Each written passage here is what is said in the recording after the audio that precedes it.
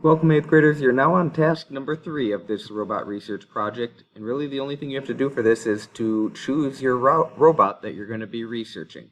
And even though it's one thing you need to do, you do want to put some thought into it, and so I'll help you through that process in this video. And then the essential question is, how does researching a topic help you understand a problem?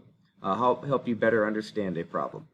So as we look at our design notebook, you are on task number 3, so click on the shortcut that'll take you down. And the only thing, like we said, is selecting the robot.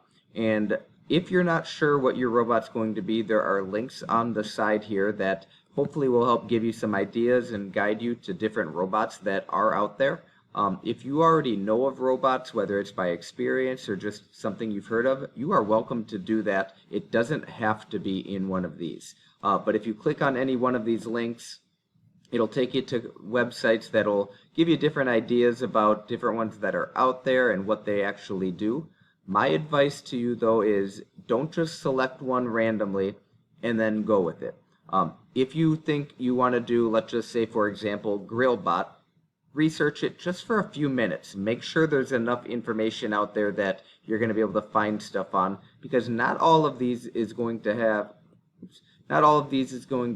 a ton of information out there or easy to find. So I encourage you to look it up a little bit, and then when you find a robot that you're interested in and you know that it's something you want to do, you'll type it in here,